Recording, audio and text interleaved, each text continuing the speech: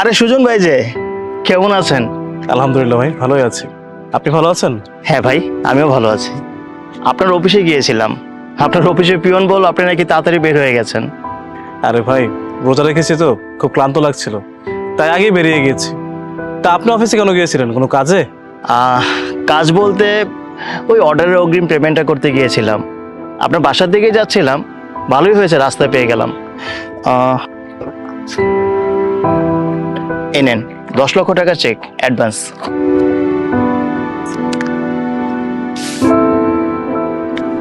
বাহ, ধন্যবাদ ভাই, খুব খুশি হলাম। আসলে আমি জানতাম যে এই মালটা আপনি আমার কাছ থেকে নেবেন। কি ব্যাপার ভাই, কোনো সমস্যা? মানি ব্যাগটা পাচ্ছি না, মনে হয় দোকানে ফেলে আসছি। চলুন তো গিয়ে দেখি। চলো। এই, তোর দোকানে একটু মানি ব্যাগটা ফেলে গিয়েছিলাম, মানি ব্যাগটা ফিরিয়ে দে। কই না তো স্যার, আমার দোকানে আপনি কোনো মানি ব্যাগ পালায় যান নাই। তোর দোকানে ফেলে যায়নি না? না স্যার। এক কাজ কর, সাইডে আমার সাথে।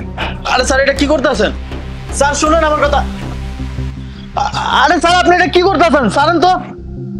দেখ, তোর আমি ভালো ভালো বলতেছি, মানি ব্যাগটা দিয়ে দে। আমি অফিস থেকে বেরিয়ে সোজা আমি তোর দোকানে এসেছি, কেনাকাটা করলাম, যাওয়ার সময় মানি ব্যাগটা ফেলে গিয়েছি। মানি ব্যাগটা বলছি ভালো ভালো দিয়ে দে। মানি ব্যাগে কত টাকা ছিল ভাই?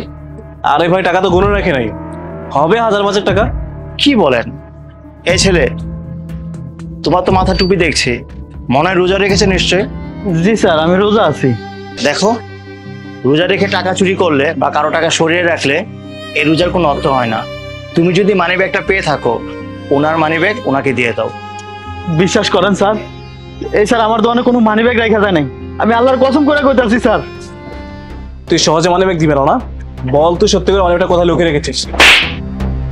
আরে ভাই, রোজাদারকে মারছেন? আরে ভাই, চোরের বাচ্চা আবার কিসের রোজা? দেখো ভাই, মানি ব্যাগটা পেয়ে থাকলে ওনারটা ওনাকে দিয়ে দাও। বিশ্বাস করেন স্যার, এই স্যার আমার দোকানে কোনো মানি ব্যাগ রাখা যায় নাই। এই স্যার আমার দোকানে আইলেন আর আমি তারে বাজার দিলাম। ওই সময় ওনার মোবাইলে একটা ফোন আইলো, উনি কথা কইতে কইতে চলে গেলেন। আর এই স্যার হলো আমার দোকানে প্রতিদিন আইসা বাজার নেন, কখনো টাকা দেন, কখনো বাকি খাতায় লেখেন। আমি ভাবলাম আজকে মনে হয় বাকি খাতায় লিখতে হইব, তাই টাকাটা বাকি খাতায় লিখে রাখছি। এর বাইরে আমি আর কিছু জানি না স্যার।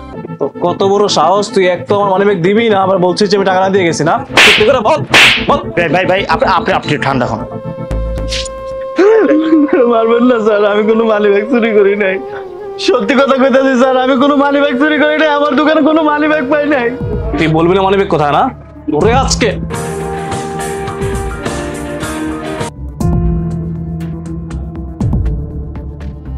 রমজান মাস রোজা রেখেছিস, তাই তোকে আজকে আমি ছেড়ে দিলাম। মানি ব্যাগটা পেয়ে থাকলে ফিরিয়ে দিস, না তোর কপালে কোনো দুঃখ আছে। আমি চোর না স্যার, আমি চোর না। চলুন।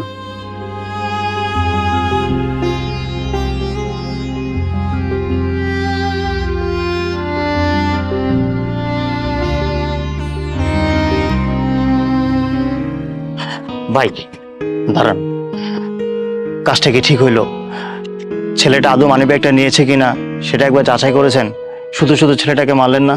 ঠিকই বলেছেন ভাই, আসলে খুব রাগ উঠে গিয়েছিল, কন্ট্রোল করতে পারছিলাম না, তাই কি না কি করতে গিয়ে কি করে ফেলেছি।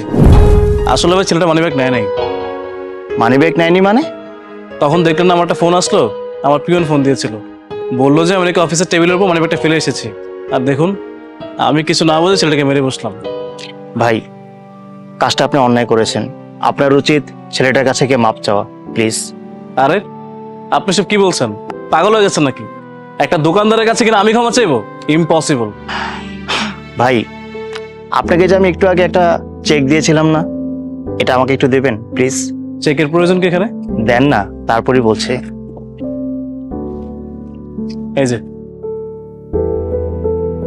অন্যের উপর যে জুলুম অত্যাচার করে, আল্লাহ শুধু সেটা হারাম করেননি, বরং যে অন্যের উপর জুলুম করে তার সাথে সুসম্পর্ক রাখাটাও হারাম করেছেন। আপনি ছেলেটার উপর অন্যায়ভাবে জুলুম করেছেন, এটা জানার পরও আপনার সাথে বিজনেস করা তো দূরের কথা, আপনার সাথে সুসম্পর্ক রাখাটাও না আমার হারাম হয়ে গেছে। এত কষ্ট করে রোজা রেখে আমি তো হারাম কাজ করতে পারি না, তাই না? ভাই, আপনি এসব কি বলছেন? পাগল হয়ে গেছেন? একটা সামান্য দোকানদারের জন্য আপনি ডিল ক্যান্সেল করবে? এত বড় একটা ডিল ভাই, একবার ভেবে দেখুন। দোকানদার ছেলেটার জন্য না, আল্লাহর হুকুম মানার জন্য আমি এই কাজটা করেছি। নয়তোবা আমার নামাজ রোজা কোনোটাই কাজে আসবে না। আপনি আল্লাহকে নারাজ করার মতো বোকামি কাজ করলো সেটা আমি করতে পারি না। আসি ভাই, ভালো থাকবেন। আরে আরমান ভাই, ভাই কথাটা শুনুন আমার।